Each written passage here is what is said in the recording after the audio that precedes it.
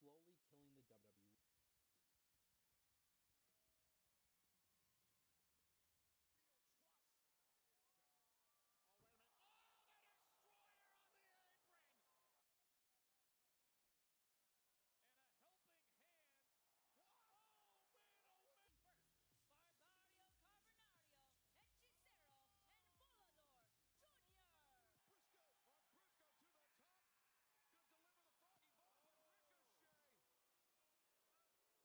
Is TKO slowly killing the WWE?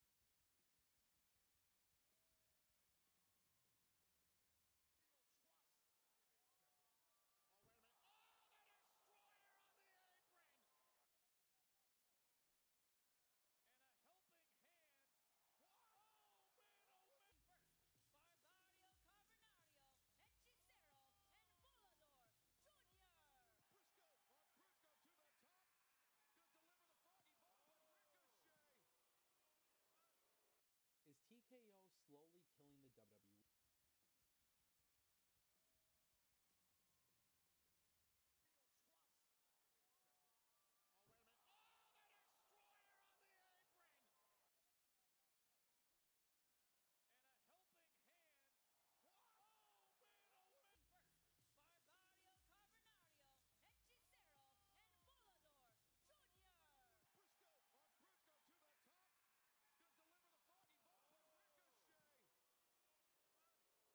Is TKO slowly killing the WWE?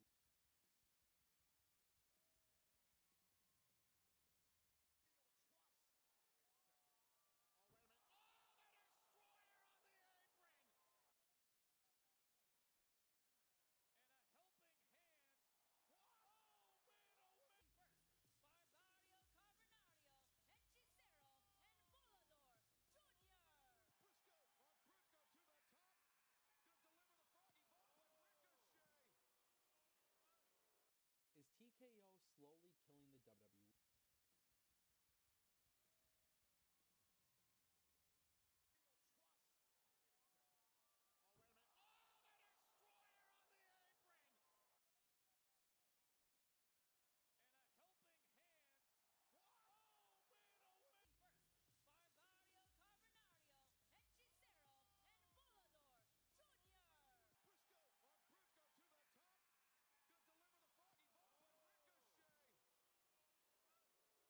Is TKO slowly killing the WWE?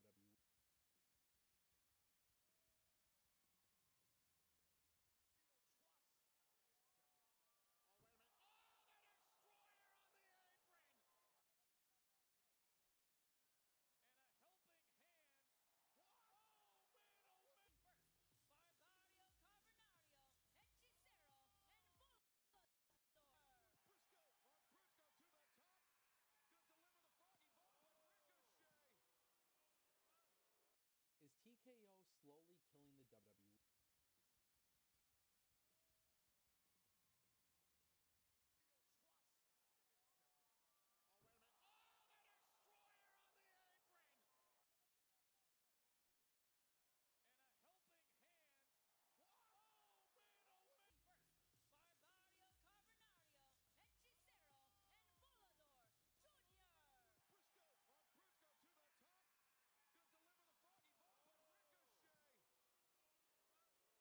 Is TKO slowly killing the WWE?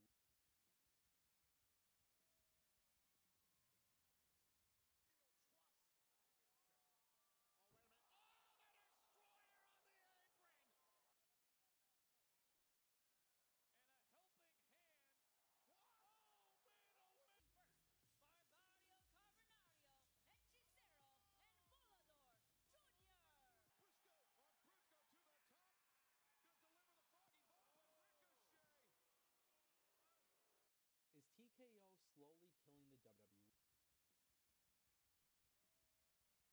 Ladies and gentlemen, welcome. It is Tuesday, May 27, 2025, and this is the new era of the Ango Show Live. My name is Ango, and in just a few minutes, we'll bring in our co host, who will be joining us remotely. On the Ango Show Live, there is going to be a lot of chatter about wrestling news and things that have happened this week on a daily basis of professional wrestling. I ask that you guys watch the show, enjoy the show, and engage in the show. Support the show. Click like, drop a super chat. The super chat goal is active.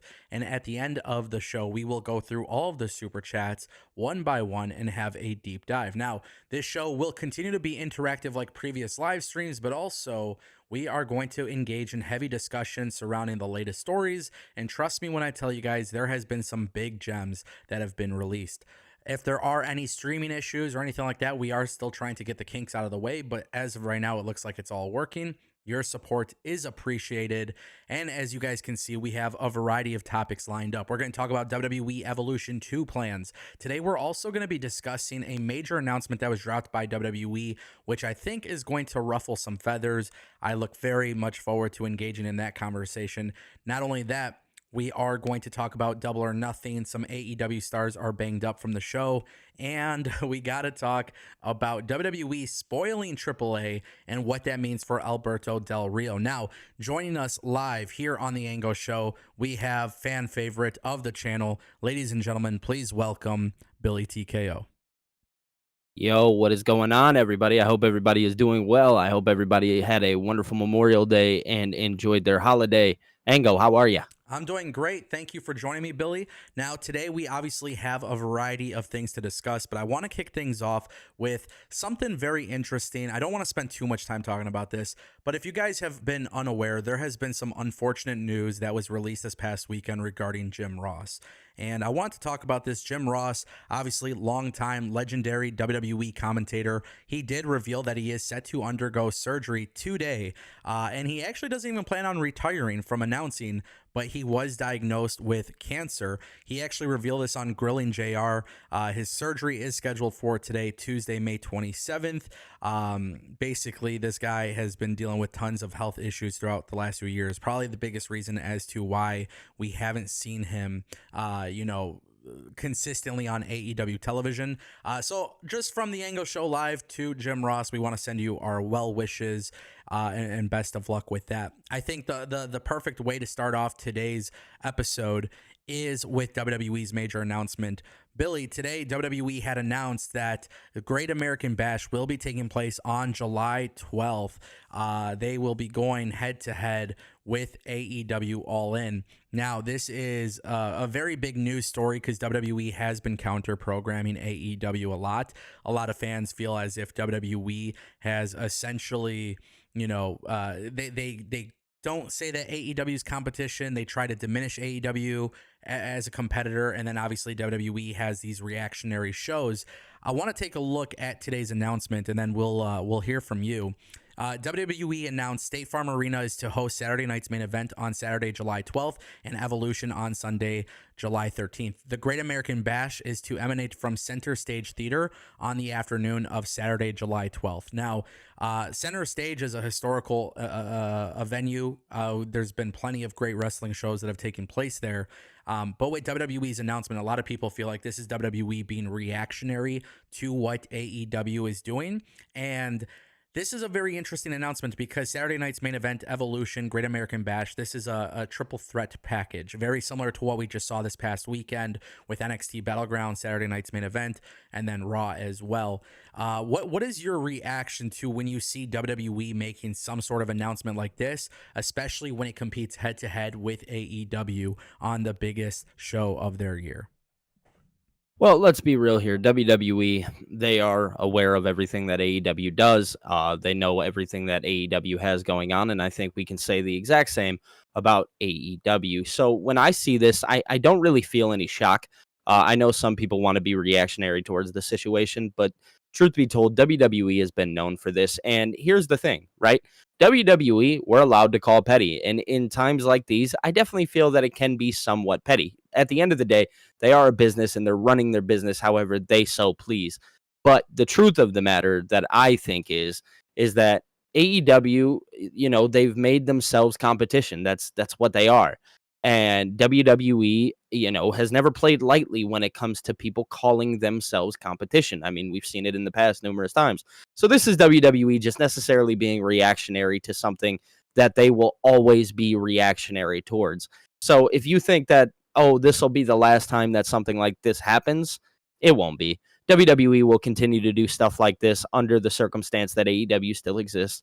They're always going to try to counter program and make you pick their product over AEW's. That's just the truth about it. But definitely interested to get your thoughts on this. Yeah, so I think one of the interesting parts of this particular story, when you look at WWE and particularly what they have been doing with AEW since the minute AEW has arrived, is they've kept tabs on everything that is happening in this company, right? Like, it is very clear that WWE pays attention to AEW. It's very clear that WWE is, not only are they paying attention, but I think reactionary is the right word. Like, I genuinely believe WWE has found ways to learn what the trends are in professional wrestling because of AEW, and therefore they're able to react and respond accordingly. And I think one of the most fascinating aspects of this particular news story is the fact that Great American Bash likely isn't going to put a massive dent on AEW's growth. But AEW doesn't necessarily have a certain level of momentum that is completely groundbreaking for them. It's definitely been a time period where things have cooled off quite a bit. And I think one of the things that has intrigued me most is, like we saw with Battleground. I personally watched Battleground, and I thought Battleground was an exceptional show. And I chose to watch Battleground before Double or Nothing. And it's whether or not it brings a big dent to AEW. I definitely think I think it definitely gets people talking less about AEW. Whereas if they were to do their own thing separately, then, if they just had AEW do their own day, everybody would be talking about AEW. But for the fact that social media exists and trending topics and all of these things, when WWE does something, for example, like Trick Williams winning the TNA championship, yes, everybody could be talking about Hangman Page if that weren't the case. But now you have a mixed conversation. And I think WWE, this is where I become a little bit annoyed, because I think you use the word petty, right? Yeah.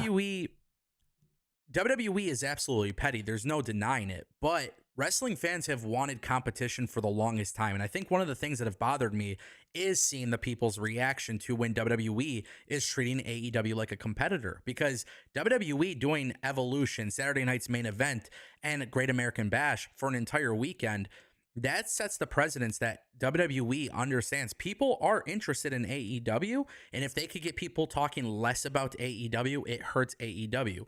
But this is what wrestling fans have called for. People don't want WWE to monopolize, right? They want WWE to exist. Well, if you want WWE to exist and you want AEW to exist, the reality is that you have to live with the idea and the notion that WWE will do everything to stop you. So today's news doesn't really shock me. Do I really think it's petty? Honestly, I don't agree with you. I don't. I don't think it's petty. I think that's what businesses should do. But the best part about this is the fact that WWE can inadvertently cause AEW to step up their game, which is important. If WWE is counter-programming AEW, Tony Khan's first initial reaction should be to improve. And if AEW is killing it, what should it do? It should force WWE to improve. And I think Triple H has always had that chip on his shoulder because of NXT losing to AEW. So at the end of the day, who wins here? The wrestling fans. You get two companies with a lot of money trying to actually step up their game. Yeah, no, I hear you. I do. And when it comes down to like pettiness, I need people to understand, like, kind of like you said a moment ago, business at the end of the day will always be business, and that will always take precedence over everything else, whether that be the fan, whether that be the person buying the ticket, whatever. Business will always take that precedence. But to say that something like this is not necessarily petty, I do think is crazy, because I hear you on one end, saying like, oh, it requires AEW to potentially step up their game, et cetera, et cetera. I hear you on that. And while I do agree, I do think at the end of the day, regardless, they were going to do these shows no matter what. And people enjoy AEW, people enjoy WWE, so they will choose what they want to watch. The problem with it is like, does that necessarily need to be the case? Does WWE have to do this, especially on their biggest stage, right? All In is their biggest stage. It is their quote unquote WrestleMania. So it's just kind of interesting to see. I do think with what you said, though, about them stepping up the game, that is always nice to see. But regardless of the fact, I'm just not sure if we should be doing it on that important day, because AEW doesn't necessarily counter on WrestleMania. You know what I'm saying? So it's like, do you have to do it here?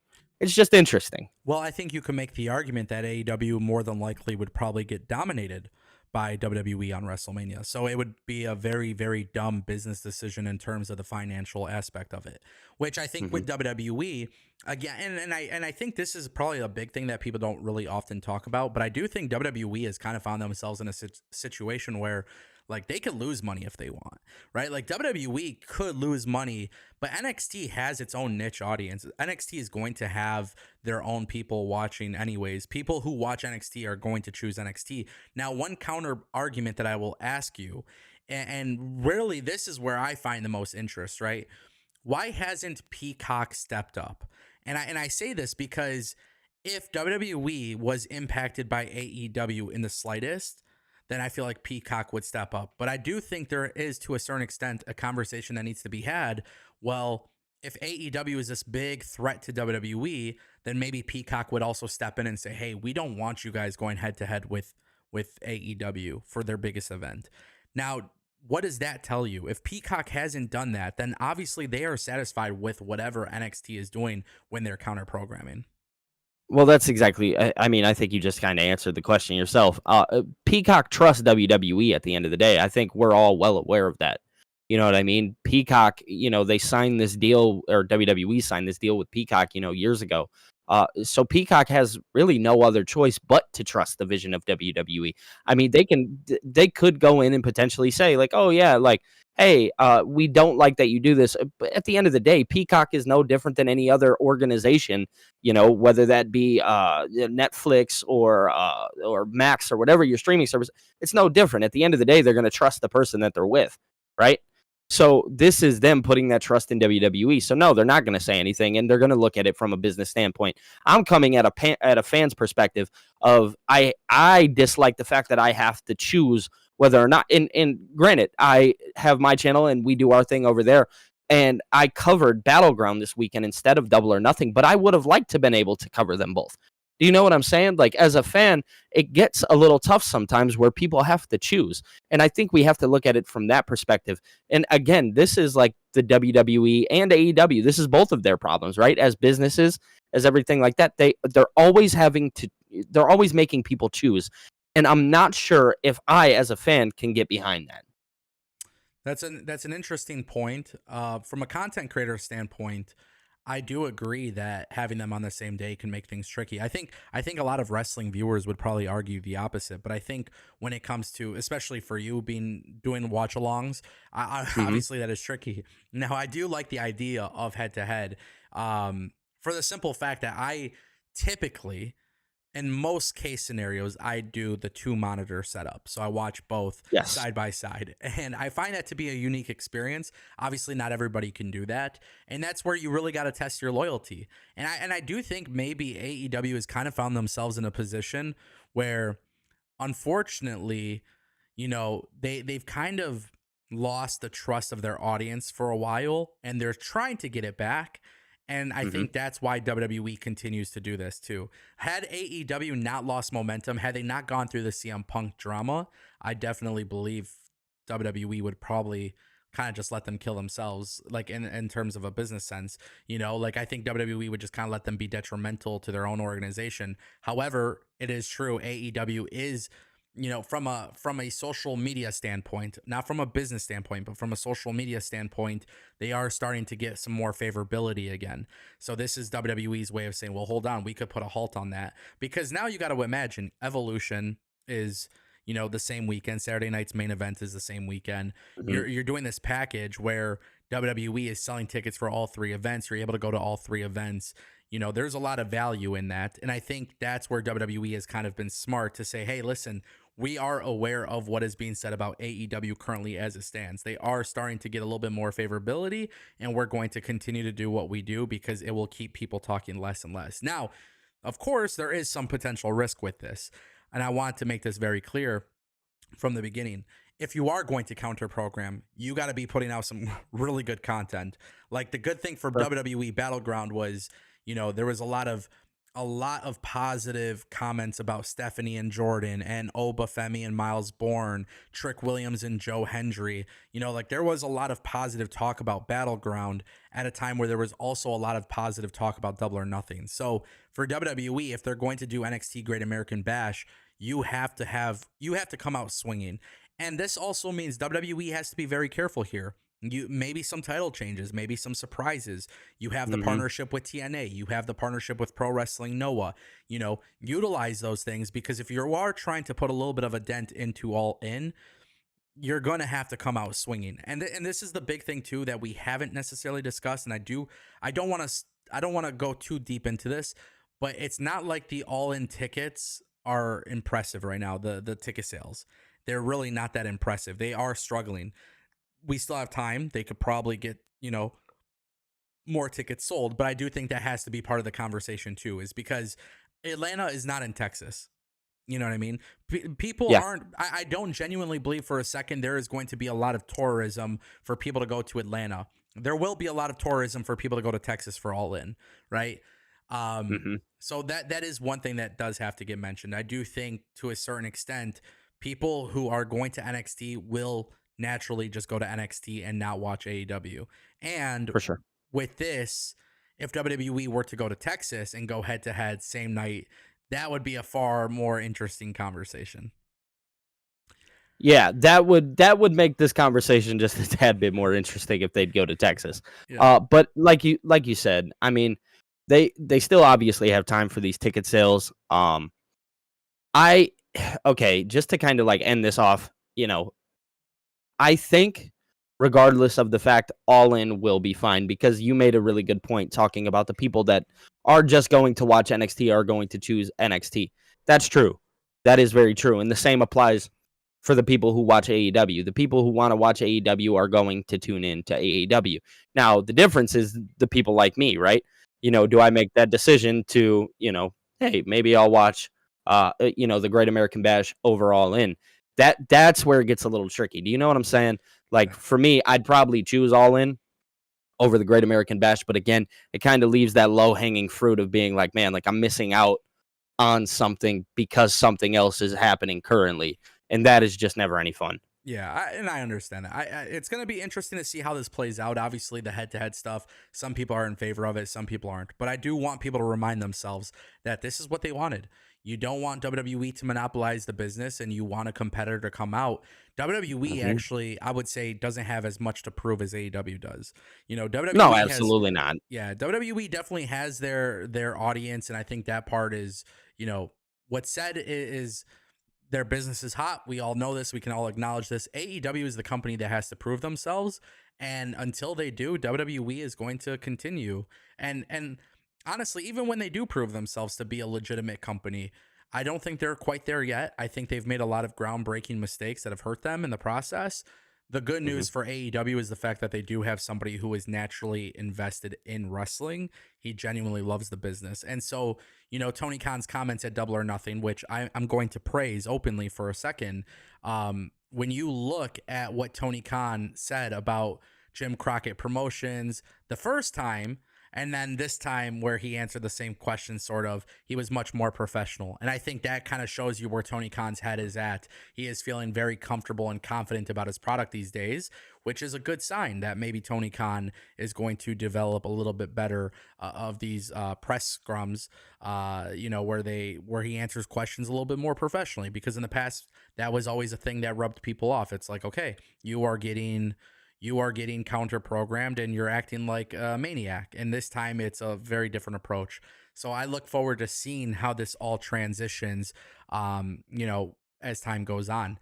Now, with that being said, I do want to turn our attention to another topic. And this is a very interesting story because WWE did something very interesting on WWE Raw. And they announced Vikingo versus Chad Gable for Worlds Collide for the AAA Mega Championship. Now, for those who are unaware, they show the graphic and it shows that the AAA Mega Championship is on the line, and they have inadvertently spoiled what is to come this weekend. For those who don't know what is to come this weekend, WWE has made the decision to just completely spoil this outright.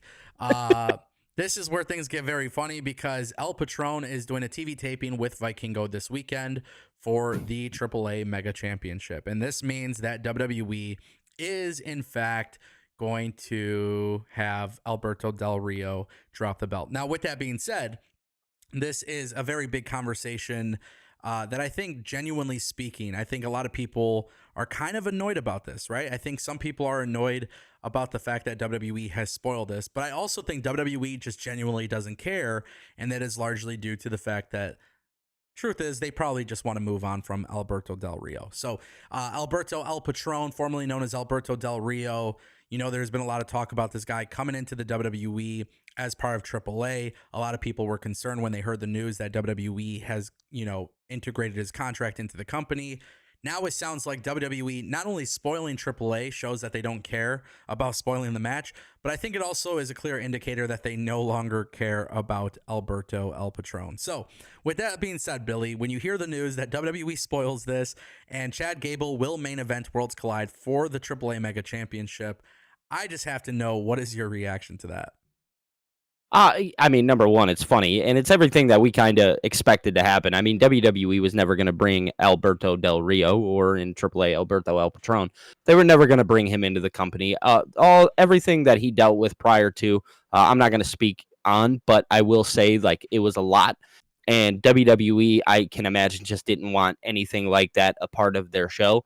And rightfully so, right? They're allowed to have that. They're allowed to think a certain way. And ultimately, we talked about it numerous times about Vikingo having a match at Worlds Collide with that belt. Ultimately, he should have always been the winner.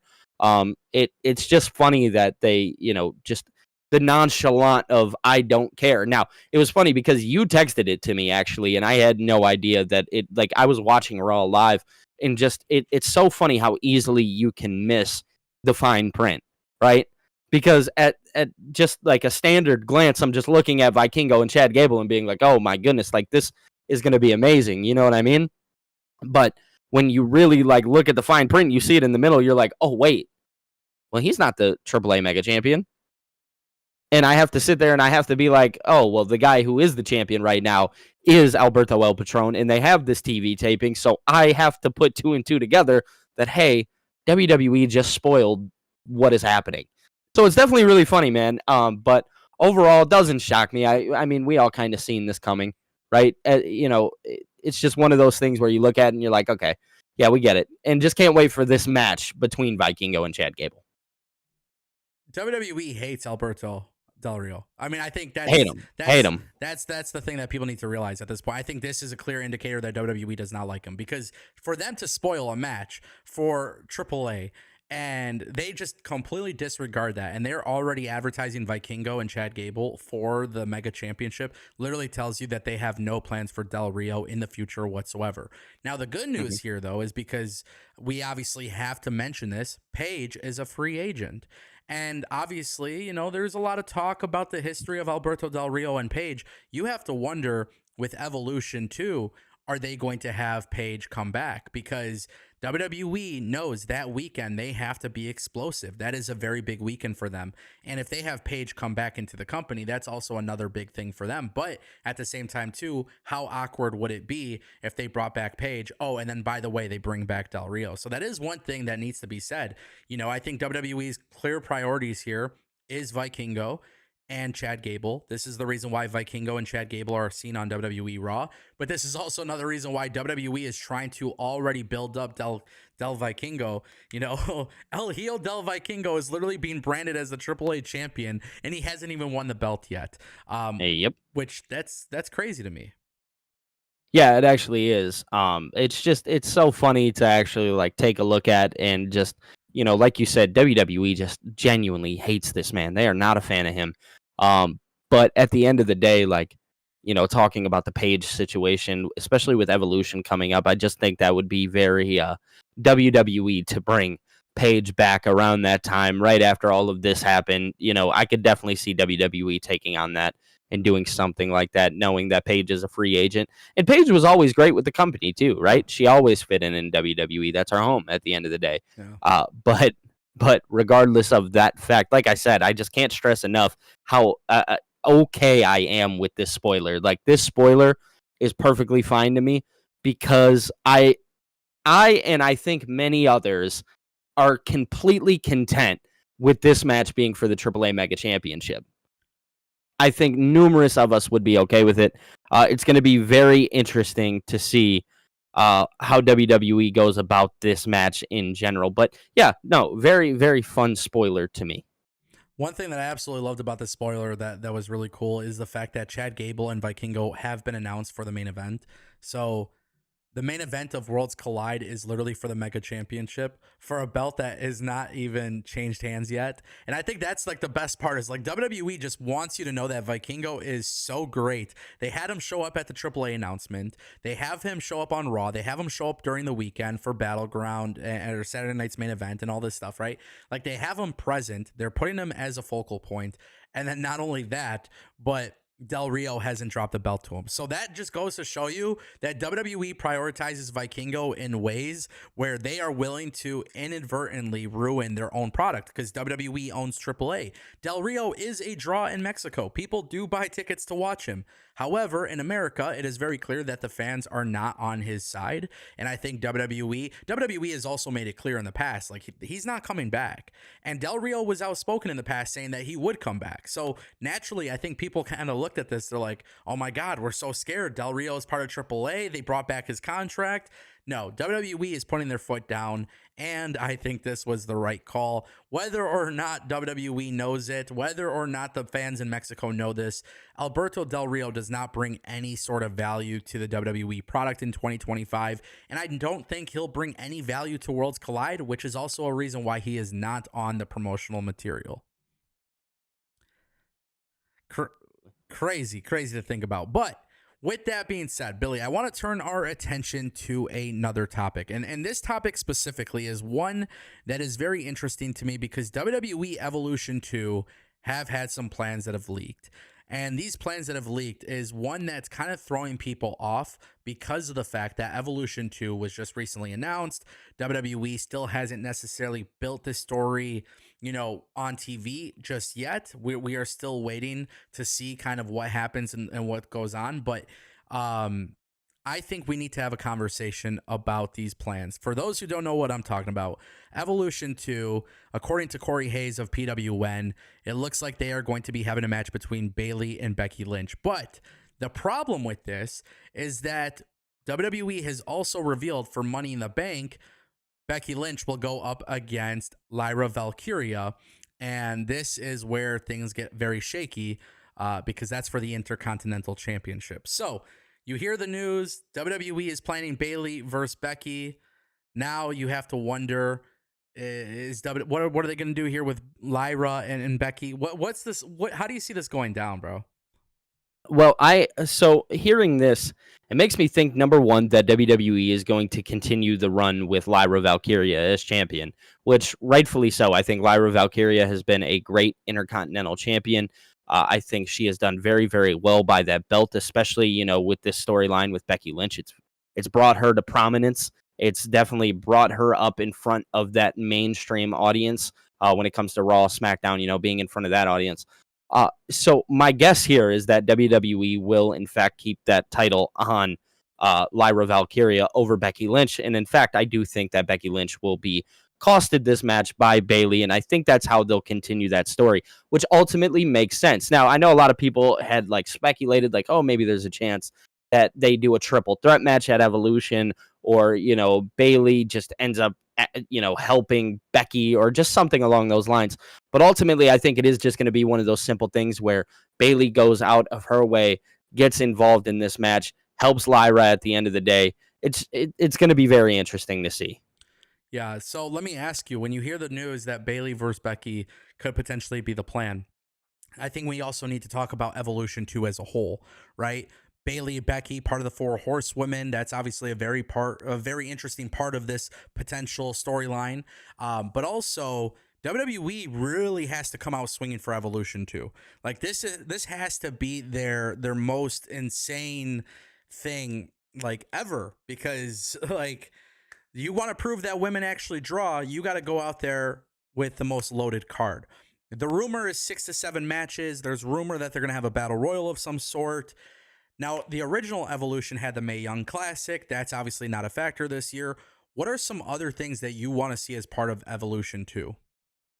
Well, I think obviously I want to see, Tiffany Stratton on the card. I definitely want to see that WWE Women's Championship defended. Want to see the Women's World Championship defended. I would like some stipulation added to these matches. I would like there to be like a ladder match of some sort. Really adding stipulation to these women's matches to really set them apart and diversify them a little bit more inside of the ring, rather than just having them go head up one-on-one. No, do what you do. Put a stipulation, if Tiffany and let's say, just for an example, Charlotte Flair, if their feud requires something like a ladder match, like it's like this is the only way that we're going to reach some kind of resolution here, then do it. You know what I mean? If you need to have a street fight between Becky and Bailey, do it. If it requires that, don't be afraid to not pull that trigger and actually do that, because I think that will make the show that much more fun. It needs to be bigger than what the last one was, right? That is going to be the ultimate goal here, is to make it bigger than what the first one was, to make it more exciting. And I think the best way to do that is treat it as another pay-per-view that you would any other pay-per-view. Just the difference is this is to showcase the women, showcase them, let them do amazing in those kind of matches, put those stipulations on there. I would love to see it. Now, one thing I want to actually throw up on the screen here is an image that is floating around social media. And this is an image that includes, on the grand scheme of things, you could see the Iconics are there. You could see some other professional wrestlers on the screen. But if you take a look at this image, there's an image floating around with Mariah May training with Tyler Breeze inside the ring. Now, obviously, Mariah May was not part of WWE at all this weekend, and she also wasn't part of Double or Nothing. AEW has simply ignored her from the storyline between Toni Storm and Mina Shirakawa. And as we talk about Evolution 2 and some of the plans that are happening, I have to ask you, without knowing the contract status of Mariah May, whether she's actually free and clear of AEW or not, or whether she will be in time for Evolution 2, do you think Mariah May, if the contract allows her to, if she's out of her contract, do you think Mariah May should debut at Evolution 2? I think okay, so we talk about setting precedents and we talk about making something big, right? Having a person like Mariah May, who the IWC is very, very familiar with, I think would, number one, create shock status through the Twitter world or just whatever, right? I think it would bring that shock status. Now, would I like to see it here? I would be okay with it, but I do think other people may have problems with it. At the end of the day, again, kind of like you said a moment ago, not knowing the contract status, I guess the biggest thing is the question of, does it happen? Is that actually something that people can put out there and be like, oh yeah, there's a chance that this happens? I just don't know off the top of my head, but I would love, overall, just would love to see Mariah May in the WWE. It sucks that, after everything that she did with Toni Storm in AEW, there's been no extra plans for her. I do find that to be very crazy. I also think she was one of those people that AEW needed to keep close to them, as she was very, very important. She literally just had one of the best feuds, if not the best feud, in AEW with Toni Storm, really helping move 2024 into 2025 and things of that nature. So it's just going to be interesting to see. But I think if you want to have one of those big moments for the next Evolution, to say, hey, look at what happened here, you never know what to expect here, I think you do something like that and bring in a Mariah May, have her debut on the show. Now, again, whether she goes to NXT, Raw, SmackDown, doesn't really matter. But at the end of the day, that is how you create a big moment. I think if WWE really wants to make Evolution 2 a big event, you have to have Mariah May debut. If she is free and clear and able to debut at Evolution 2, that's when you do it. You do a very big surprise debut. Look, WWE understands exactly what's at play here. Mina Shirakawa and Toni Storm is a fascinating story, and it's a fun match, and it was great at Double or Nothing. But the problem is, Mina Shirakawa and Toni Storm's story is due to the fact that Mariah May was heavily featured, and AEW has completely no-sold her as if she was never there. And so to me, I see this and I think WWE understands, hey, one of the things that did catch fire outside of our company is Mariah May involvement with Mina Shirakawa and Toni Storm. We're going to make a big splash. Have her show up at Evolution 2 if it is possible and send her straight to the main roster. You don't need to put her in NXT. She's good enough to be on the main roster. Literally, if anybody doesn't know who she is, it's not that big of a deal. Like, you will find success with her. She will make it work. And really, I think that needs to be said. Like, when it comes to Evolution and everything that we have seen, like with WWE, like the idea of this all women's event, right? You could do Bayley and Becky. You can do a battle royal. You can do all of these things. But what are you going to do outside of this event that really gets people hooked on the women's division?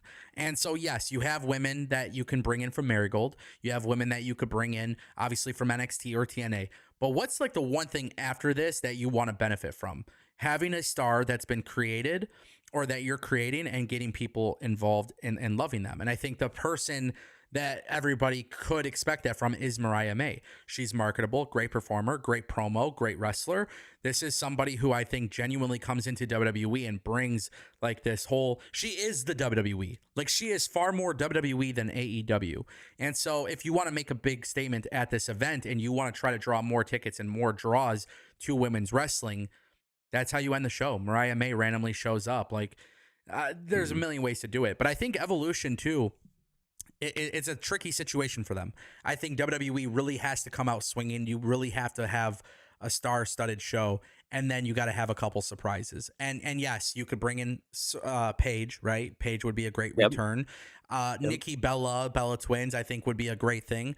But what's your big thing after that? Who is going to be that full-time player that shows up and really starts to run through the women's division? Now, if the time zones of everything were different, I think it would be a very unique situation if we were talking about Tiffany Stratton getting called up. But she got called up before and has been running through the women's division. So who's that next person? I think it's got to be Mariah May. I 100% agree with you. I do think that she fits that WWE mold. I think she is branded for WWE. I think they will do perfectly fine with her. And like you said, just creating that big splash. Ango, we do not disagree here. We agree 1,000%. This one's pretty simple. You bring her in, you let that be a big splash factor. Again, kind of like I talked about. You know, you put on those stipulation matches, you make these things more fun. And then to give that at the end of the show, you know, bringing back Paige. There are things in play that make this show potentially very, very must-see TV, right? That's what we all look forward to, is must-see TV. And I think you do, with all three of those things potentially being a factor, all four, bringing back Nikki Bella, doing stuff like that, all four of those play a key factor in how this show becomes a huge deal. And that's what WWE needs. So now I would like to beg the question, and there's a reason why I brought up Mariah May right after Bayley and Becky. Because of the fact that WWE has an interesting storyline going on between Lyra and Becky, is there a chance that maybe down the line, Lyra Valkyria actually defeats Becky at Money in the Bank thanks to Bayley? Is there a chance that maybe we could see Becky's new protege? Could that be Mariah May? Is this something where we can actually have Becky bring in Mariah May and kind of be, they would be a heel duo? This would kind of be a way for the WWE universe to warm up to Becky Lynch. Do you think maybe something like that could go down, and then perhaps maybe at SummerSlam or something like that, we could get Becky and Mariah May versus Bayley and Lyra? Is this something that maybe we could see? Absolutely. I mean, you know, the world of WWE is fun, right? Because we can fantasy book things like this. I do see a potential world where Mariah May could join Becky Lynch. And the reason why is strictly this. Those two together, like you said, warming up to the crowd, I think that is going to be a major factor, because we've seen it numerous times with AEW stars coming in. That mainstream audience that Raw and SmackDown get, they don't always pop. At for something like you and I would know about AEW, the mainstream audience might not necessarily pop to something like that. And again, it goes down to the superstars too, having to get used to them, having to know them more. But those two together, I think, would just be fun.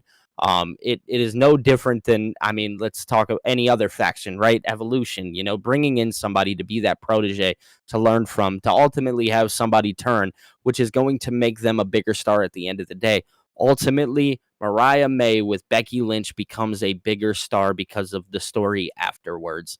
So I do 100% see a world where those two pair up. They become a team. They, like you said, Lyra and Bayley potentially at SummerSlam. Very simple booking. I don't think you have to think too much about it. I do love the idea of it, though. And I think just overall love the idea of Mariah May being in the WWE. Yeah, very fair point. I think WWE is not dumb, right? Like, WWE knows, like, deep down inside, people will know who Mariah May is. But I think they also need to realize very quickly, like, she is still going to be relatively new to the WWE universe. So the fact that Mariah May is in this picture, she's training in the ring with Tyler Breeze, she's off of AEW television. The fact that AEW is ignoring her, they're not even, like, they're basically erasing her from history to a certain extent. I think it's very clear that Mariah May becomes a WWE superstar. And not only that, I think WWE naturally, yes, they could put her in NXT and maybe she could get a little bit more experience. But I think if they have her debut at Evolution 2, if that is possible, if she is free and clear from her contract and she's able to be there and WWE debuts her, and then we get her to align with Becky, I think that's a recipe for long-term success, because the one thing that nobody is talking about is the fact that Mariah May coming in as a heel would be great, but long term, it's eventually going to be as a very big baby face. So if the contract is free and clear, I have Mariah May show up at Evolution 2. I have her align with Becky. And that's perfect. Becky versus Bayley, and that's how Mariah May makes her debut, something of that nature. It's a complete game changer for Mariah May. It forces her to be on the main roster in a very big storyline. And I know some people might not agree that this could happen, but just keep in mind, Triple H is not scared to throw out somebody on main roster pay-per-views that people are unaware of, because we saw what happened when Damage Control was formed. We saw that was a massive surprise with Bayley bringing out Dakota Kai and Io Shirai, who eventually became Io Sky. So just keep that in mind. It wouldn't be like this weird thing if Triple H did it. Triple H knows exactly what he's doing, and by association, that automatically makes Mariah May a big deal.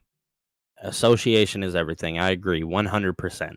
And that is a very, very interesting segue, because that's going to bring us to our next topic, ladies and gentlemen, here on the Ango Show Live, which, by the way, thank you to everybody who is watching the show live here exclusively on YouTube. Several hundred people watching the show live. We will get to our super chats in just a little bit, but I want to turn our attention to another story. And this one is one that I feel like it's kind of expected when you see the kind of matches they put on. But multiple AEW stars are banged up after AEW Double or Nothing. Now, obviously, this is a very big conversation because some people will talk about whether or not AEW is safe. This is going to be a very fascinating topic. But for those who don't know, I'm going to read the news to you guys. AEW might be without a lot of people. So the Wrestling Observer has revealed that both Bucks, Young Bucks, Matt and Nick Jackson, are banged up from the match. Also, multiple other people are banged up from AEW. Some people are suspecting that maybe Wheeler Yuta, John Moxley, Claudio Castagnoli, pretty much everybody who was in Anarchy in the Arena is essentially banged up. Katsuyori Shibata also appears to be somewhat hurt. A lot of people took some big bumps at Double or Nothing. Double or Nothing was a show that had a lot of great matches. Ricochet and Mark Briscoe obviously going to the extreme. This is one of those events where I think AEW, while I have made it very clear in my own personal content, I do genuinely believe that Battleground was the better show. I do think AEW Double or Nothing had the better matches. However, having better matches also means that people are going to get hurt. So now this is a conversation, Billy, where I have to just ask you, is it worth it? Yeah, so, okay. Hear me out, right? It's so funny, right? Because we all get excited for the stipulation matches. They are fun until you actually think about the brutality of these matches. And hearing that the Young Bucks are banged up, Wheeler Yuta being banged up, Claudio Castagnoli being banged up, John Moxley, literally everybody who was a part of that match does not shock me in the slightest, because if you go back and look at the violence of this match, there's no way any amount of, or no human can take this amount of suffering, right? Because I mean, we've seen a spot where Swerve got his tongue stapled. Like, yeah, that hurts. That's real life. That's not fun. Now, here's the thing. I understand that some people do enjoy this kind of pro wrestling. Some people can get behind this type of stuff. Me, on the other hand, it is not for me. It is not something that I very much enjoy, seeing the sick, gross stuff on my TV. Now, again, watch your wrestling, enjoy what you enjoy. I'm not naive to say that the match was really good. Not naive to that. At the end of the day, it's just not for me, right? So I look at this and I say, yeah, I mean, this is something that you have to expect when these guys go out there and they put on what is an amazing match, by the way. And they're ultimately going to get hurt. People are going to get hurt. No body part can deal with that kind of, again, pain and suffering. It hurts at the end of the day. These guys, 30, 40, 20, 30, 40, however old, their body just can't always do that. I know if I went out there and do it, I'd be messed up. Again, I'm not a professional, so there is obviously a huge difference. But I just can't imagine any human being able to take that and be like, oh yeah, I feel fine after. Yeah. It's an interesting conversation. It's an interesting talking point because AEW, listen, I give them their props. Like, these match qualities are fantastic matches. I am on the record of saying this. It's to me, I feel like the gruesome, the blood, the gritty stuff, it's not my personal taste. And that's okay. Like, that's not my personal taste. Even, I've mentioned this before, even in WWE when I see it, or TNA, it's not my cup of tea. It's just naturally how I am as a person. It's not a big deal. I've gone to GCW shows. I tend to not really enjoy that kind of style. However, it is what makes AEW unique to WWE. Like, it makes them different. And I think with WWE, they use it sparingly, right? We saw Drew McIntyre and Damian Priest have an awesome cage match on Saturday night's main event. But we don't get those level of matches all the time, right? And I think you can make the argument, too, that was nothing compared to what we saw in Anarchy in the Arena. So, to me, it's just, I prefer it to be used more special, but that's just because I prefer not to see it really at all. But of course, when it's used sparingly, it's okay. I will say AEW plays the risk. They play the risk because that is the thing that makes them different. And for some people, it is a turnoff. I personally was not a big fan of ECW as a kid growing up. I was never a big fan of the Extreme Championship Wrestling type of, stuff like that. It's just a personal taste. But I do think for AEW, I don't actually want them to change this because this is what makes them unique. I remember very specifically watching AEW in the beginning, and it was I think it was Darby Allin versus Joey Janela, and I just remember seeing these guys doing crazy stuff, and I remember just distinctively thinking, like, this is cool, but it's not for me. But this is what makes AEW AEW, and I have to give AEW props for Double or Nothing. It felt like an AEW show. It was long, yeah, like a typical AEW pay-per-view. for sure, always. It had its ups and downs, but the match quality was an AEW show, true and true, like true AEW vision. And Yes. when I see that AEW stars are banged up and I hear about these guys being injured, a lot of people's natural reaction is to say, no, this is dumb, don't do that. But at the same time, too, this is what makes them them. And I think that is very important for AEW to understand. You have to do what makes you unique, because that is Absolutely. going to be the differentiator to WWE. Do I think it helps them grow their business? In some ways, I think it could. And in some ways, I think it hurts.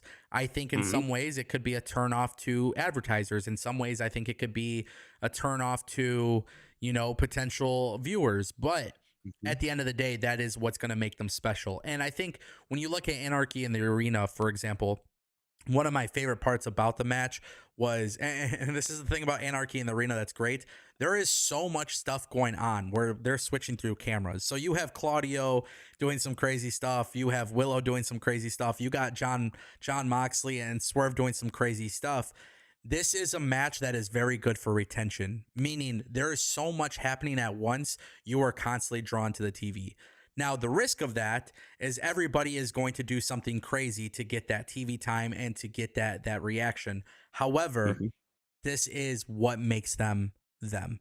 And so I do have to say, like, as much as I'm not fond of the blood and guts, and what did Vince McMahon call it before? I think he said it was like mutilation or whatever it was. Yeah, Um, yeah, yeah. but at the end of the day, hearing that these people are hurt, it sucks, because you don't want them to miss TV time, and that's the risk, right? Exactly. You run the risk of Exactly. people getting hurt. You run the risk you run the risk of all of that, which could, of course, it could hurt your ticket sales or viewership or whatever.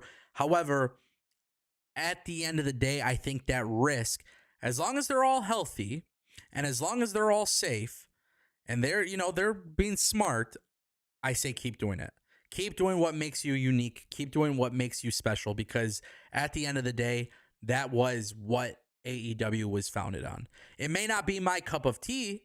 It may not be the thing that I enjoy the most, but it is the thing that makes you unique. And I think one final thing I need to mention regarding them specifically with the injuries, because this part is the thing that really does bother me. The Young Hmm. Bucks, hearing that they're banged up and they're hurt, right? Yeah. This is a tag team division that is struggling. We saw what happened with, of course, we saw what happened with, the Hurt Syndicate and the Sons of Texas, or whatever they're calling them, right? Yeah. This tag team division needs to get back on track. The way to do that is through the Young Bucks. So just that's one thing. If I'm Tony Khan, if I'm having some whispers in the ears of people, is, hey, this is your plan for after Double or Nothing. We need to keep you safe. We need to get this on the road. We need to fix this division. We need to fix this story. We have a major storyline here coming up. Like, yes, go do your thing, but also at the same time to try to be as risk free as possible because of that. And I think that has to be said, because now if the Young Bucks are actually ultimately hurt and they're going to be kept off of TV, that hurts your tag team division. We need to get that tag team division back on track.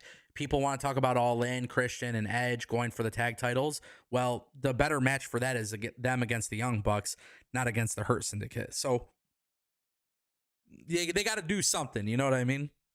Absolutely. Absolutely. I agree. That tag division is one that's been struggling, and you need to look at the Young Bucks as a way to get through, maneuver to make your tag team division just that much better. So, it is funky, putting them in a position like this where ultimately they get hurt very badly. They're banged up, could miss more TV time that they've already missed previously. I think just overall, you have to pay attention to the stories that you currently have going on. You have to pay attention to the things that people are critiquing, and you need to look at all of those factors and say, okay, maybe this isn't the best spot for somebody. We'll just use the Young Bucks, like the Young Bucks, to be in right now, because I'm going to need them here soon, later down the line, to make something that I have going on elsewhere that much better. So yeah, I agree with you 100% on that factor. Absolutely. And it's just it's fascinating, man.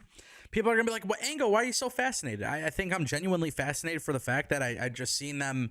They go out there, they put their bodies on the line, and obviously they know the risk to what they're doing. I'm never going to be the type of guy that wishes injuries upon wrestlers. I'm not that kind of guy. It doesn't matter what company you work for. It doesn't even matter if I hate your guts as a professional wrestler.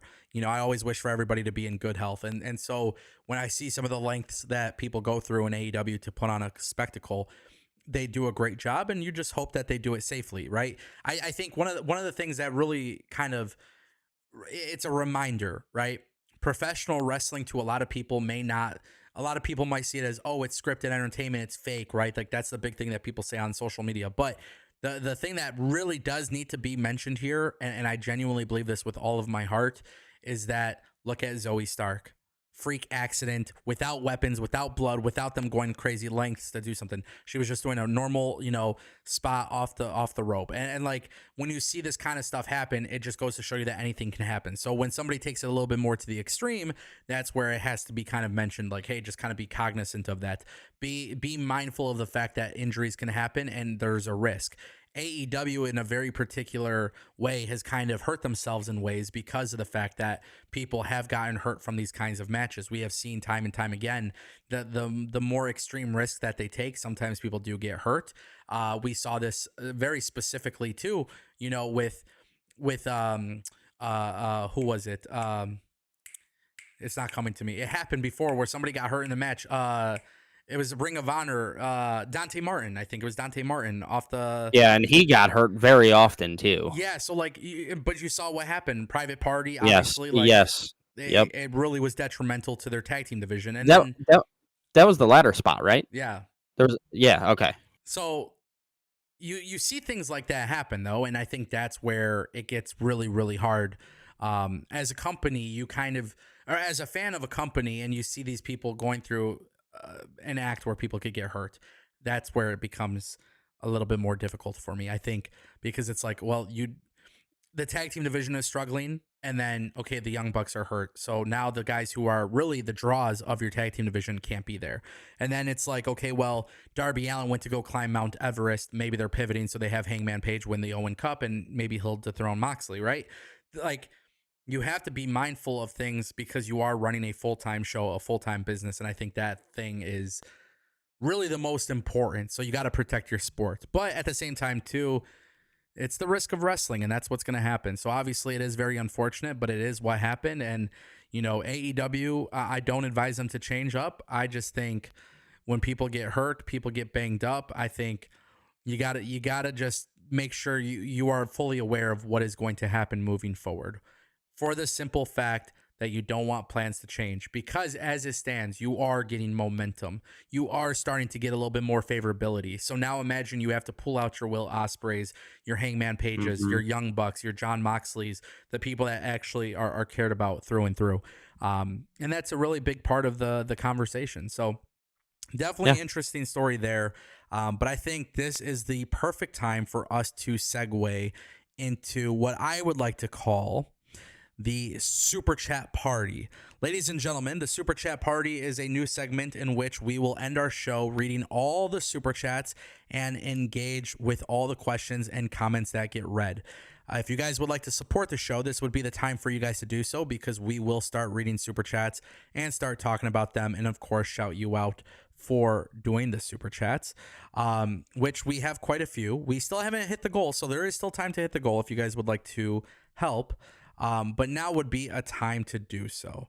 And so, with that being said, we are going to start with our first Super Chat. Let's see. YouTube is kind of freezing for a second, so let's just go right over here. Give me a second. As I said, guys, there might be some kinks. We're trying a new format, and this, this is going to be one of those little kinks that we have to deal with, but correct, no big deal. We will get through them. So our first Super Chat of today's live stream comes from Phil. He dropped a $9.99. He says, the constant counter programming is obvious if people don't think that WWE views AEW as competition. They're lying to themselves. It's not a coincidence, and it won't be the last time. Business is business. So one of the things that I really want to say here when it comes to WWE counter programming, I kind of made the point earlier, but it goes back, and I have to reiterate this. Billy, please tell me how you feel. If WWE doesn't counter program AEW, I think AEW continues to grow far more rapidly than if WWE does not counter program them. So as long as WWE is counter programming them with some really good content, that forces AEW to be really good, right or wrong? Correct. I mean, at the end of the day, it is going to force AEW to better their program at the end of the day. But again, kind of going back to what I said earlier, it just as a viewer, as a watcher, it's never any fun. But I mean, competition's always good, right? It's why we watch sports. It's why we watch football. It's why we watch basketball. It's why we watch baseball. When competition exists, companies are better. That's just the true nature and the beauty of the beast, right? So yeah, no, I mean, like Phil said, business will always be business at the end of the day. They're going to continue to compete. WWE definitely views AEW as competition, obviously, given the fact that they're doing everything that they're doing. It's just ultimately going to be fun to watch. You know what I mean? As long as they're coming out with their A game, I'm all for it, man. That's how I Yeah. genuinely feel about with them counter programming. I think AEW as well. If AEW sees that WWE, I think if AEW were in WWE's position, they would do the same exact thing. Honestly, Yeah. I genuinely believe that, and I think also the constant counter programming is going to inevitably allow fans to really we'll see where fans' loyalty truly lies. You know, if people are watching WWE programs and they're buying WWE's expensive tickets, I think that's a scenario in which WWE finds themselves we're like, hey, we should keep doing this, right? Yeah. I think if AEW were in a position to do the same thing, they would as well. The one thing that we talked about earlier was ticket sales for AEW not necessarily being there just yet for All In. We'll see kind of how that changes, moving forward. But if WWE truly puts a dent on AEW's business, the good news for that will be the fact that WWE will have done something remarkable, which is really have won over the wrestling industry. Sure. The reason why that's controversial take is because right now a lot of people feel like WWE's dying. But if WWE is smoking AEW, it goes to show you that they're doing the right thing, which ultimately means for AEW, this is your time to step up, and you should feel threatened by it, but step up. Yeah, for sure. Agreed. Jay Henry dropping a $4.99. He says, I am actually stoked for Evolution 2. It could be one of the best shows of actual wrestling of the year. That's a credit to WWE's women's division. It is absolutely on fire. I think we definitely need to have that conversation about their super chats. Their super chats. That's what we call a brain fart. We need to absolutely have that conversation of their women's division and how it truly has evolved.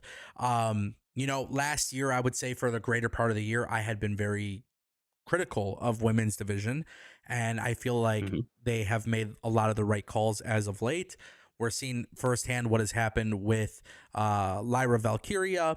We've seen very firsthand of what has happened with, Chelsea Green and now Zelina Vega. Evolution 2 could be the thing that really changes the narrative for WWE, but I will criticize WWE here. You're going to do an all-women's pay-per-view. You're also doing it right next to a Beyonce concert. That's a very hard competitive thing to do. So that is one thing I just want to say very clearly to WWE. You got to pick your battles because people will go to Beyonce concert. And, you want to sell tickets to this event. You don't want this event to do poor ticket sales. You got to show that the women are a draw. We will see if WWE is able to do that. And I think that is one of the things that just it needs to be said. It absolutely needs to be said. So I definitely think that it's a very interesting point to that whole thing. One other thing too, as far as match quality goes, let them wrestle. No 4-minute matches, no 5-minute matches. You have to let them wrestle. If you do not let them wrestle, you will absolutely make a mistake. You have to let them wrestle. Yeah, that's very big. What's your thoughts on that, Billy?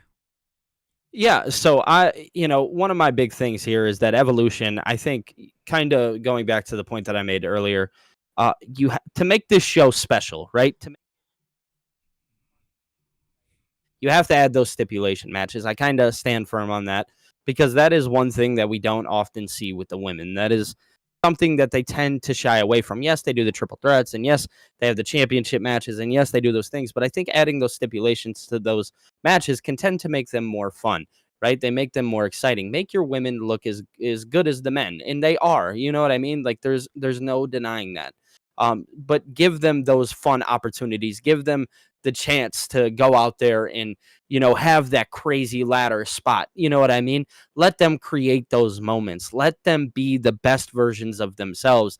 And I think by doing so, that is the best way to make this an exciting show. It's already got hype around it because we all know what Evolution 1 was. So it's just going to be a lot of fun to see how this is all going to play out at the end of the day, because it does seem like WWE is going to put a lot of focus on this pay-per-view, or PLE. They're going to put a lot of focus on it, which is important to me. It's important to the people watching. Just give them those stipulations. I can't stress that enough. I want to see that out of the women really badly. I definitely agree with your take on stipulations, and just food for thought. Just imagine WWE Evolution 2. We see the return of Ronda Rousey, Paige, debut of Mariah May. Also, in addition to that, you get the Bella Twins. Not only that, but you also have Becky and Bailey. You also have Tiffany Stratton in a massive matchup. You have, Io Sky or Rhea Ripley. Like, they have a star-studded roster. And then also keep in mind, Bianca Belair is set to return to SmackDown this week. So we'll see what they start doing. I think the wheels are currently in motion, and obviously it should be exciting. But thank you, Jay Henry, for the super chat. Appreciate it, brother. The Wrestling Old Head dropped a $10 super chat. He says, not sure you got my super chat Friday, but I want to say that as a Cross fan, I now see your vision with him soon. Wait, excuse me. That was my dyslexia kicking in. He says, I now see your vision and believe they are about to switch gears with him soon. Also, did you notice Scarlett on the ladder? Beautiful. So for those who didn't watch WWE Raw last night, there was a segment in which we saw Karrion Kross confront Sami Zayn, which I think is a very unique situation because he continues to be the devil on Sami Zayn's shoulder throughout the last year, and Sami Zayn still hasn't turned yet. I think there is more to that. But of course, we did see Scarlett Bordeaux on the ladder, which I think, knowing Karrion Kross and knowing the WWE, Karrion Kross was also on Ariel Helwani's show where he was holding the green briefcase. Yes, I think there is something to this, but he's not in a qualifying match. So we will have to see what they do. Who knows? I think this is a fantastic thing. I'm a huge Karrion Kross fan. I think he is a world champion. I think he is set to get that massive push. I think this is all being calculated to manufacture as much interest as possible.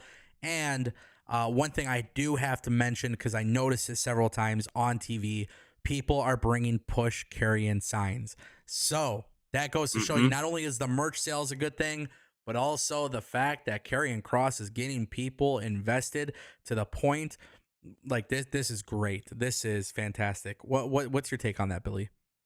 Yeah, man. I mean, Karrion Kross, we talked about it, last week. Karrion Kross is one of those guys who I think WWE is just going to kind of undermine him a little bit and kind of make everybody mad to ultimately get him shown more on TV. Again, all this is WWE going out there and doing what WWE does and is working the fans, making you guys think that nothing's going on with Karrion Kross when in all reality, everything is going on with Karrion Kross. A huge fan of that. And obviously seeing Scarlett on the ladder and him holding the Money in the Bank briefcase, it feels like signs to come, right? It will be a lot of fun to see. I think Karrion Kross is amazing, and everything that he's done recently has just worked overall tremendously for him. I think he is going to play a major part in the main event scene of Monday Night Raw here very, very soon. Obviously, he's already kind of sprinkling himself into that main event scene, being that, like you said, devil on his shoulder of Sami Zayn.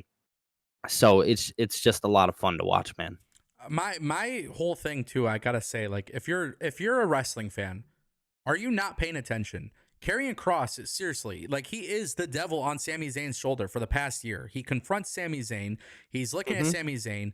You have Scarlett on the ladder. Everything that Karrion Kross does is so detailed to the point where, like, there is something being played out here. They leak the contract. He drops the promo. He's constantly changing other wrestlers. He is the reason why so many wrestlers have evolved in the first place. And then you have Scarlett on the Money in the Bank ladder. Karrion Kross is not scheduled to be in the match. Like, what are they going to do? Like, the fans want Karrion Kross to be pushed. I think they need to push him. And I think it is so important that WWE does manufacture this interest because it's working. People are definitely wanting him. Now, the real question is, are they doing this on purpose or do they genuinely not have plans for him? What do you think of that? I mean, I think WWE has plans for him. I think us talking anything otherwise, they would not have him on TV just to do that. I don't think Triple H is that naive to the fans. I think Triple H hears us, even though he says that, it's all noise to him. I do think he knows that we've appreciated Karrion Kross's work. He, at the end of the day, is another Triple H guy, and I don't think Triple H is going to do wrong by him at the end of the day. Love it, love it, love it. Shout out to the Wrestling Old Head for the $10 super chat. Phil coming through with another super chat for $9.99. He says, anarchy in the arena to me is why alternatives in pro wrestling is a great thing. Not everything is going to be for you, but wrestling is a buffet at the end of the day. When Bodies played, I popped. That is true. They did play Let the Bodies Hit the Flow. They were playing a lot of copyrighted music. Yeah, Tony Khan paying for the license. It's one of the things that he does, which is cool. I mean, I'll give him his props. I think that's a great thing for Tony Khan to kind of add that element to the match. I think anarchy in the arena, I've said it a million times, but I think it's one of those things where so many people are getting the screen time. They're all going out for that major spot. They're all trying to get their stuff in. They're switching the cameras. A lot of big things happen. Look at Swerve getting stapled in the mouth. Like, that's a very big talking point. And for sure. And this is why I say, like, WWE counter programming. If WWE wasn't counter programming, the whole conversation would be anarchy in the arena. But you had Trick Williams beat Joe Hendry for the TNA title, and now that leads to this whole thing where it's like maybe less engagement on that. But for AEW, you just got to keep doing what you're doing. It is a buffet. It may not be my cup of tea. It may not be the kind of interest that I have in professional wrestling. Even if WWE does it, I don't find myself getting overly excited about it. But there are people who watch AEW for this, and I think they just have to continue that. Yeah, no, it's definitely AEW's thing. I've said it too. Not the biggest fan of those kind of matches because I just, they're hard for me to watch. I've never been a fan of horror movies, if that tells you guys anything. I've always been more of a comedy guy. But at the end of the day, like, that is AEW shtick that makes them feel alternative. And we preached for many, many months, many, many years too, that AEW, we wanted them to go back to that alternative feeling. And that is one of the ways that they became that alternative feeling. Now, again, we praise AEW on these, pay-per-views because they do typically do really well when it comes to the pay-per-view, but it's the TV that a lot of us talk about, and we talk about how things are being built. And I think that is where AEW can be a tad bit lackluster, is through the TV. We know that when they go out for pay-per-views, I'm aware of how good all of these guys are at pro wrestling. I know that, and I know they're going to go put on something that is worth watching. It's worth the $50 that you pay. At the end of the day, man, it's just the TV that people tend to complain about. That's where people kind of get lost, like myself, where I have to question, am I going to watch AEW? It's very interesting. So I don't know, man. But that is definitely their shtick. It works for them. Ultimately, if you love the match, hey, love it. You know what I'm saying? Yeah, absolutely. Good point. Shout out to Phil for the super chat. We got a super chat again from the Wrestling Old Head for $5. He says, if TK is looking at Jon Moxley as his Raven, his Sandman is Paige, and his Dreamer is Darby Allin, which isn't a good sign for Paige winning at All In. I love this super chat. I will say this. I just want to make this very clear. If Hangman Page does not win at All In against Jon Moxley, I promise you guys I will not cover AEW anymore. It's like 100% for certain. I will make that claim right now. Darby Allin left AEW to climb Mount Everest. Congratulations, buddy. You accomplished something that was on your life's bucket list. That's awesome. I'm happy for you. I'm glad you did it safely and you're healthy and all that, right? It went perfect. Awesome. That is fantastic and amazing. However, you abandoned the company that there was reports several months ago that Darby Allin was in line for a world championship, and you left to go do that. Now Hangman Page, for the last year and a half, has had the most incredible character development on the show. If he loses to Jon Moxley, mark my words, I will not watch AEW any longer because you are telling me to watch somebody's character development. You are telling me to get invested, and then you're basically shitting on me. The Death Rider storyline has sucked through and through. And if you dare to not have him win and you reward Darby Allin, that sends a terrible message to your locker room. Mm-hmm. Yeah. So I wasn't sure if you were done there. So yeah, I mean, we talked about it a little bit off screen there for a second. They, truth be told, they will do more harm than good. They will mess up everything that they've done if they choose to not put this belt on Hangman. Now, I was also one of those people who questioned it because of everything that Will Ospreay was doing, going on those press runs, talking the way that he was talking about WWE. I was like, oh, don't you think that that would be the guy that you want to put the belt on right now? Somebody who is and bleeds AEW. He feels everything that AEW is doing. And for them not to do it, it does make me question, like, are they really, again, because you have to understand, I've talked about it, on our previous shows prior to WWE, or excuse me, AEW has lost a lot of trust within me. I don't trust them. I don't trust them to do the right thing here. And I know a lot of people are going to feel a certain way about that. I love the idea that Hangman won. I truly do. I love the fact that he is the person that is going to All In. My problem with it is I don't know, with everything that you just did with Will Ospreay, if you genuinely want that belt on Hangman or if you want it on Darby Allin here at Wrestle Dream or wherever you do it to ultimately have him and Will Ospreay fight for the time. I don't know.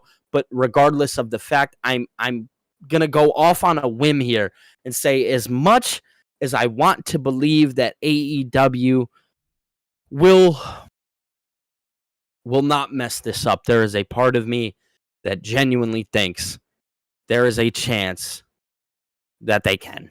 Yeah. And that scares me because ultimately that is the nail in your coffin. That is what moves people away from your company. That is what messes up everything for you as a company. And I just don't want to see that happen to AEW because, again, I may have my disagreements with AEW. I may not enjoy them at times. Again, one thing that I've always said and I will continuously say is that I do not want to see them go downhill. And I do think that by doing this, you ultimately are pulling a large chunk of your audience away, even that close audience that you have to you right now. One thing that we discussed before is that, hey, you need to regain that trust in your regular viewers. Then you go get back and get those lapsed fans. Then you go out and you get the marketing, et cetera, et cetera. Regardless of that fact, if you do that and you have Hangman lose to Jon Moxley, you ultimately ruin all of that. Absolutely. Absolutely. Shout out to the Wrestling Old Head for the super chat. Fantastic super chat. Tolino Channel coming through with 100 Indian rupees. He says, with Seth catching up with age, teaming with guys that he feels a threat for him, and turning it into a shield against the likes of Roman Punk is interesting. And so that's what I like, right? Seth Rollins is now paired up with two guys who pose a legitimate threat to his career. And now they become a united front. And I absolutely love the presentation of what they have cooking here. I think WWE is cooking something very special with these guys. I thought last night watching them, Bronson Reed being the third guy, I thought was an interesting choice. Glad to see he's back. He's healthy. He's recovered from his injury. But also just in general, Braun Breaker, Bronson Reed, two guys that can immediately break out.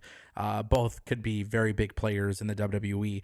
And so I look forward to seeing how long the storyline lasts and to see how they continue to build this up and how they evolve all the guys. But I will throw this out there. I don't believe we are done adding more members. So take that for what it's worth. But I do believe we see more people join this group. And, it wouldn't be a bad idea for more of Seth Rollins' enemies to eventually join his side. And who knows who could that be, So definitely something to pay attention to. Shout out to Tolino Channel for the super chat. Jay Henry coming through with another super chat for $1.99. He says, #push carrying cross Scarlett on a ladder last night. Yeah, brother. I think we all want to see him get pushed. I think we all are waiting for it. Billy and I have been talking about manufacturing that interest, which I think they're definitely doing, and people are Sure. bringing their signs. His merchandise is selling. People are buying the merchandise. He's getting a pop when he shows up. One thing I did want to add to this that I forgot to mention, but if you watch WWE Main Event, he's also been on there and he's getting pops. Another guy who's getting pops on Main Event is Austin Theory. So those are two people where the fans are ready to see some sort of change. Now it's up to WWE to bring that to the forefront. Thank you, Jay Henry, for the $1.99. The Wrestling Old Head dropping a $5 super chat. He says, any chance that we get Monet defending her TBS title at All In on top of challenging Toni Storm? Her pulling double duty could give her an out in a loss. That is very true. AEW initially announced it as title for title. However, they immediately changed it back to the AEW Women's World Championship. So as of this current time, there is really no way to know whether or not they're going to go, title for title or all the titles on the line or whatever they may do. I will say I don't want to get too deep into this because it will become a 3-hour long rant. I do think AEW has effectively hurt its women's division by having Monet win. I think Monet and Toni Storm is a big time match. I also think Athena versus Toni Storm would have been a big time match. I think Athena versus Mercedes would have been a big time match, and they have effectively ruined Athena in the process. So personally speaking, I don't want to. I have no interest in this feud. I know that's probably not a popular opinion, but Billy, maybe you agree or disagree. I don't really have much more to say on that. No, I fully agree. They've just ultimately hurt their women's division. They really have by having Monet win a bunch. I mean, it is what it is. It is what it is. Like you said, the covers earn a loss. But regardless of the fact, it looks like it is just going to be for that championship. So, I mean, we'll see, right? Yeah, absolutely. Shout out to the Wrestling Old Head for the super chat. Toledo Channel dropping 40 Indian rupees. He says, build Evolution like Soul versus Kalani and Vakir versus Grace. Two outstanding matches for AEW or for WWE NXT Battleground. Soul Snatcher, Soul Ruka, a crazy finish. She is absolutely incredible. Kalani Jordan, absolutely incredible. Both of those girls are ready for the main roster. Vakir and Jordan Grace, absolutely incredible, ready for the main roster. So yeah, Evolution too. You got to have the bangers. And if they're going to do some sort of battle royale, that's where you put your undercard. But let some of these NXT women maybe bring in somebody from Marigold as well. Do some big stories, like stories without the title on the line, because obviously you're gonna have your title matches, but do some matches with some stories that don't involve the title. And as of this time, as we spoke about earlier on the show, Bayley versus Becky, we don't know if it's gonna be for the title, but we do know that's the plan. So definitely something to think about there. Shout out to Toledo Channel for the super chat. Justin Toner dropping $5 super chat. He says, I am excited for Evolution 2 because the talent WWE has on NXT, Raw, and SmackDown is incredible. All the women's titles from all brands should be defended.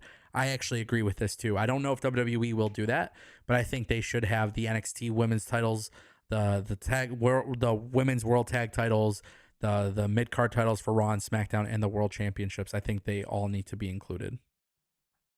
Yeah, no, I fully agree. Very simple. I'm glad to see that everybody's excited for Evolution too. I think it's. I love that we're sitting here talking about it. It's nice because I feel like their hard work has paid off with their women's division. Agreed. So agreed. Shout out to Justin Toner for the $5 super chat. Brian McHattie coming through with a $5 super chat. He says, do you truly believe TK won't follow suit with off-the-wall stupid decisions as he has numerous times in the past? And no, it isn't that comment. Shout out to Brian McHattie. That is very true. It's not that comment. But I don't know if I trust Tony Khan. That's I will be labeled as a person who is anti-AEW until I see AEW make changes. But I think Tony Khan has significantly lost my trust, and I think for as long as he has lost my trust, it's become a problem. It's become very problematic. I would like to think that he doesn't make the wrong call here. I think Hangman has to win the title, right? But it's just a matter of time. It's just a matter of seeing what AEW does and how they go about it. And I don't know. I really don't know if I trust Tony Khan though, and that's probably my biggest gripe. Yeah, I've said it numerous times. He's lost my trust, and he has like a tad bit of it, like a very small amount left.